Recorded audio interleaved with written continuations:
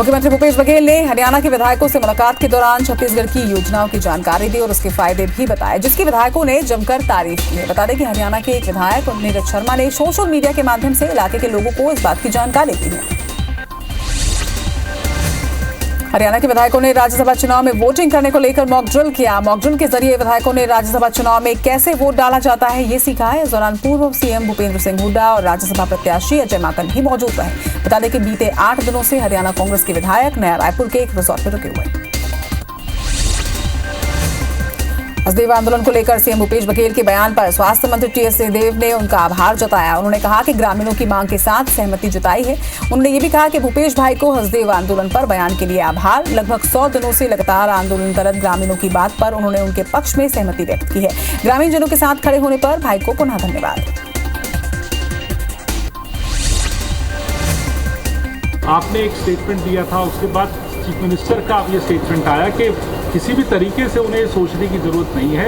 अगर कोई गोली चलने वाली बात आती है या कोई ऐसी बात आती है तो होगी ही नहीं, अगर होती है तो खुद खड़े होकर आगे उसकी। उनने आगे खड़े होने की बात तो नहीं कही मुख्यमंत्री जी ने। उनने ये कहा कि ऐसी स्थिति नहीं आएगी और मैं उनको धन्यवाद दूंगा इस बाबत कि राहुल जी ने भी इंग्लैंड में रहते हुए वहाँ के विद्यार्थियों से जब इंटरेक्शन कर रहे थे तो अपनी एक मंशा व्यक्त की थी, सॉलिडारिटी जो लोग धरने पे उनके साथ व्यक्त की थी। आपको बता दें कि कल मुख्यमंत्री भूपेश बघेल ने कहा था कि इलाके के विधायक और स्वास्थ्य मंत्री टीएस सिंहदेव अगर नहीं चाहेंगे तो वहां से पेड़ तो क्या एक डंगाल भी नहीं काटी जाएगी। साथ ही उन्होंने टीएस सिंहदेव के उस बयान खदान नहीं खुलने दूंगा, पहले गोली मैं खाऊंगा पर कहा कि गोली चलने की नौबत ही नहीं आएगी।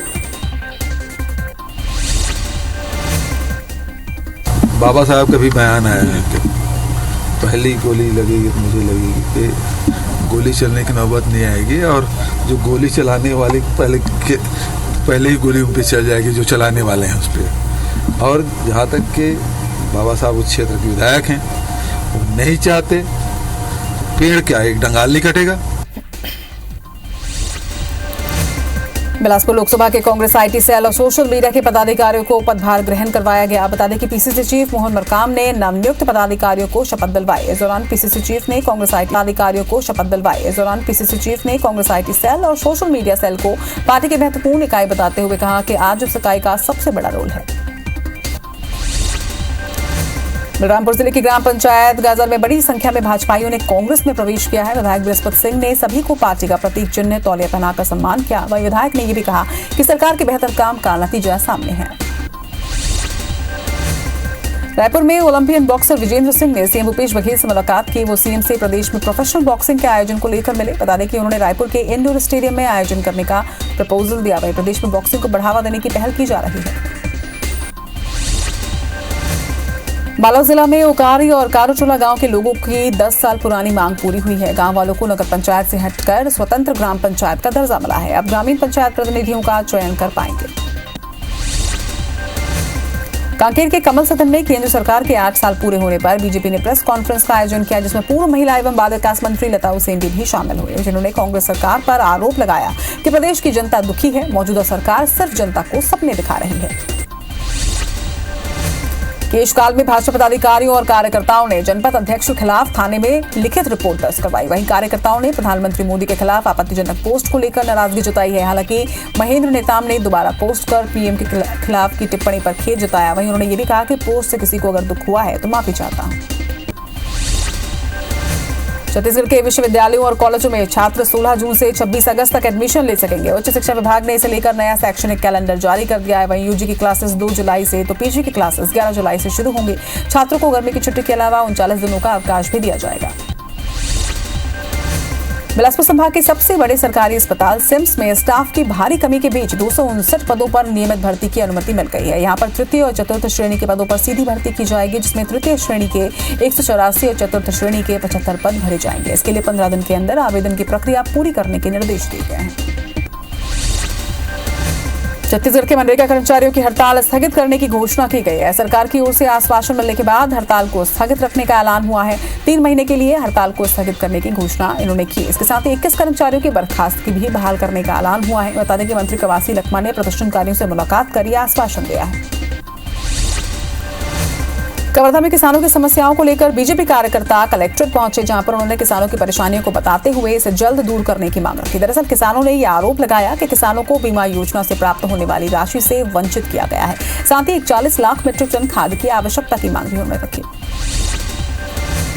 पत्थरगांव के ढोडरंबा गांव में उल्टी दस्त का प्रकोप देखने को मिल रहा है। पहाड़ी कोरवा बस्ती के 11 बच्चे अस्पताल में भर्ती हैं। वहीं सूचना मिलने पर एसडीएम और सीईओ रात को ही प्रभावित गांव नवापारा पहुंचे थे, जिन्होंने बच्चों और उनके परिवार से मुलाकात की। फिलहाल बच्चों का इलाज अस्पताल में जारी है। जांजगीर चांपा में तेज रफ्तार कार अनियंत्रित होकर पलट गई। हादसे में कार सवार 2 लोगों की मौत हो गई है और 2 लोग गंभीर रूप से घायल हैं। वहीं घायलों को जयजयपुर अस्पताल में इलाज के लिए भर्ती करवाया गया है। हसौद के कैथा गांव के पास ये पूरा हादसा हुआ। गरियाबंद से एक दर्दनाक हादसा सामने आया, जहां पर खेत की जुताई का काम करते समय एक ट्रैक्टर पलट गई। ट्रैक्टर में दबने से 2 लोगों की मौत हो गई और 2 लोग गंभीर रूप से घायल हुए हैं। घायलों को इलाज के लिए रायपुर के अस्पताल में भर्ती करवाया गया है। वहीं पिपरछड़ी थाना क्षेत्र के केरा गांव की घटना बताई जा रही है। जांजगीर चांपा के शिवनारायण पुलिस ने दहेज प्रताड़ना के आरोप में सास और ससुर को गिरफ्तार किया। मामले में आरोपी पति अभी भी फरार बताया जा रहा है, जिसकी तलाश पुलिस कर रही है। वहीं पुलिस के मुताबिक महिला की शादी 2020 में खोखरी गांव के रमाकांत साहू के साथ हुई थी। शादी के बाद 2 लाख रुपए और बाइक लाने की मांग करते हुए महिला को प्रताड़ित किया जा रहा था। बिलासपुर में एक तेज रफ्तार बोलेरो ने ऑटो को जोरदार टक्कर मार दी। हादसे में 2 महिलाओं की मौके पर ही मौत हो गई है, तो वहीं 8 महिलाएं गंभीर रूप से घायल हैं, जिन्हें इलाज के लिए सिम्स में रेफर किया गया है। बता दें कि महिलाएं ऑटो में सवार होकर छठी कार्यक्रम से वापस लौट रही थी। इसी बीच कंचनपुर मोड़ के पास ही पूरा हादसा हुआ। दंतेवाड़ा में गीदम थाना इलाके में केरलापाल में बाइक ने एक महिला को टक्कर मार दी, जिसमें महिला बुरी तरह से जख्मी हुई है। वहीं घायल महिला की हालत बिगड़ती देख उसे जिला अस्पताल में रेफर किया गया है, जहां पर इलाज के दौरान महिला की मौत हो गई। मौके से फरार बाइक चालक के खिलाफ अब मामला दर्ज कर लिया गया है। जांजगीर के कलेक्ट्रेट के खाद्य शाखा में पदस्थ लिपिक प्रदीप यादव की सड़क हादसे में मौत हो गई। ड्यूटी के बाद वो घर जाने के लिए बाइक से निकले थे और सड़क हादसे का शिकार हो गए। वहीं हादसे के बाद पुलिस मामले की जांच में जुटी हुई है। जांजगीर चांपा के दुर्गा गांव में एक 60 वर्षीय किसान के घर में शॉर्ट सर्किट से आग लग गई, जिससे घर में रखा सारा सामान जलकर खाक हो गया, जिसमें किसान की 1.5 से 2 लाख का नुकसान का अंदाजा लगाया जा रहा है। वहीं फायर ब्रिगेड को बुलाया गया, मगर गाड़ी सही समय पर नहीं पहुंची। किसान ने प्रशासन से मुआवजा दिलाने की अब गुहार लगा रहे हैं। रायपुर में मोबाइल चोरी के शक में नाबालिग के साथ मारपीट का मामला सामने आया। होटल सिटी पैलेस के मालिक सुभाष सोनी ने नाबालिग को नग्न करके उसके साथ मारपीट की घटना को अंजाम दिया, जिसके आरोप में पुलिस ने आरोपी को गिरफ्तार कर लिया है। वहीं घटना के बाद बीजेपी नेताओं ने थाने में धरना भी दिया था, जिसके बाद पुलिस ने ST/SC एक्ट सहित कई धाराओं के तहत FIR दर्ज किया। बलरामपुर में 50 साल के शख्स की पीट कर हत्या करने का मामला सामने आया है। बकरा चोरी करने के आरोप में गांव के युवक ने शख्स की पिटाई कर उसकी हत्या कर दी। बता दें कि आरोपी ने लाठी और डंडे के साथ ही टांगी से भी हमला किया। घटना के बाद पुलिस ने आरोपी युवक को गिरफ्तार कर लिया है। वहीं चानो थाना के जोधपुर गांव की ये पूरी घटना बताई जा रही है। दुर्ग पुलिस ने 1.25 करोड़ की ठगी का खुलासा किया है। पुलिस ने ठगी के आरोपी पति पत्नी को भी दिल्ली से गिरफ्तार किया है। बता दें कि पुलिस ने बताया कि आरोपी पैसे निवेश और टावर लगाने के नाम पर ठगी किया करते थे। वहीं आरोपियों ने बीते 8 साल में 12 से अधिक लोगों को ठगी का शिकार बनाया है। पुलिस ने आरोपियों के पास से कई सिम कार्ड और पासबुक भी जब्त किया है। अंबिकापुर में एक झोला छाप डॉक्टर ने घर में घुसकर भाई बहन पर हमला कर दिया। हमले के बाद घायल अवस्था में दोनों भाई बहन को इलाज के लिए अस्पताल में भर्ती करवाया गया, जहां पर इलाज के दौरान बहन ने दम तोड़ दिया। वहीं भाई की हालत गंभीर बताई जा रही है। घटना के बाद पुलिस ने आरोपी डॉक्टर को बंगाल से गिरफ्तार किया है। दरवा थाना क्षेत्र की पूरी घटना है।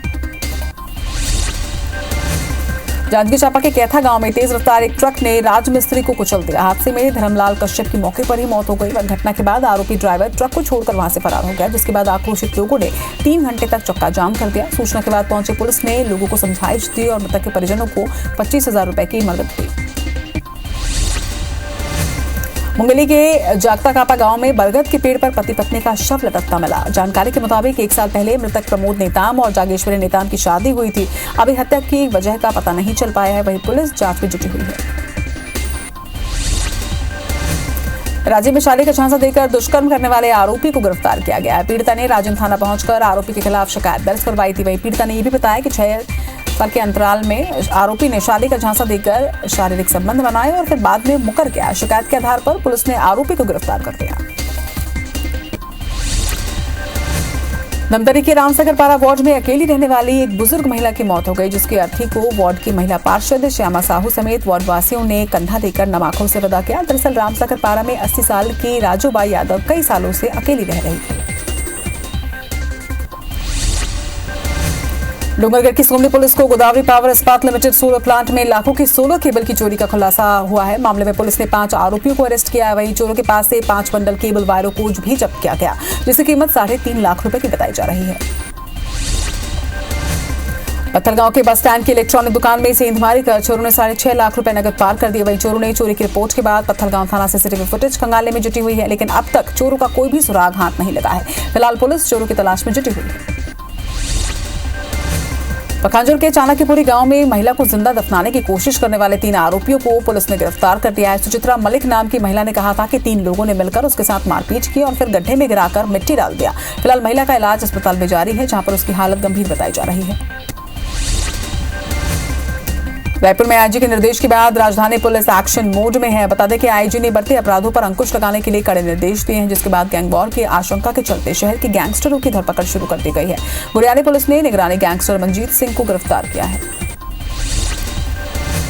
रायपुर में नाबालिग को नग्न कर मारपीट करने के मामले में होटल में रुके गेस्ट जी श्रीधर राव को भी पुलिस ने गिरफ्तार कर लिया है। नाबालिग से पूछताछ में मिले सबूतों और वीडियो की जांच में यह खुलासा हुआ है। जांच के बाद और भी लोगों की गिरफ्तारी हो सकती है। मामले में कई धाराओं के तहत एफआईआर दर्ज किया गया।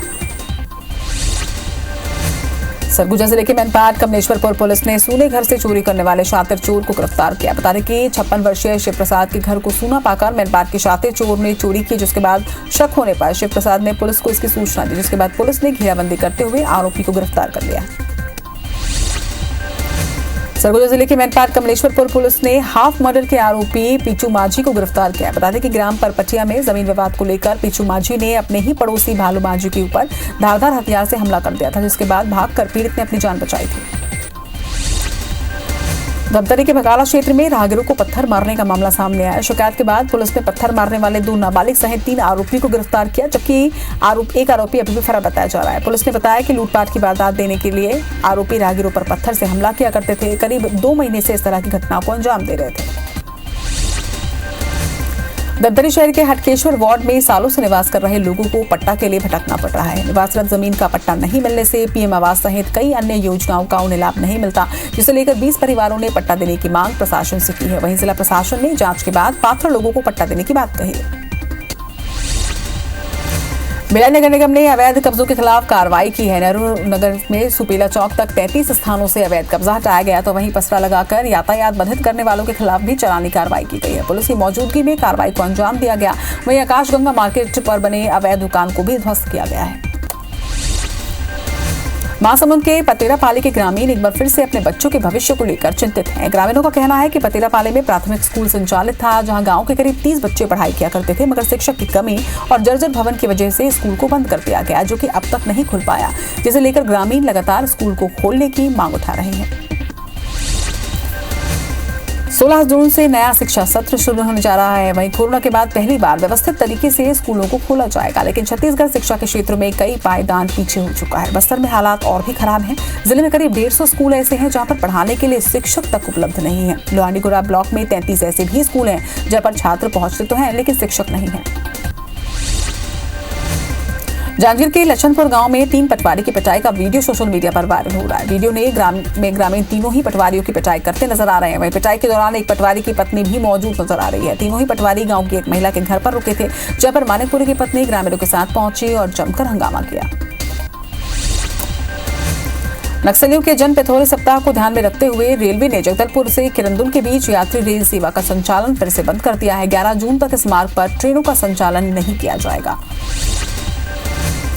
मुंगेली जिले के अचानकमार टाइगर रिजर्व के सुरही और अतरिया के ग्रामीण विस्थापन की लटकी हुई लंबित प्रक्रिया से बेहद परेशान है। ग्रामीणों का कहना है कि उन्हें पानी, बिजली, सड़क, शिक्षा और स्वास्थ्य जैसे बुनियादी सुविधाओं के लिए तरसना पड़ रहा है और इन्हीं सभी समस्याओं को लेकर कलेक्टर को ज्ञापन सौंपा है।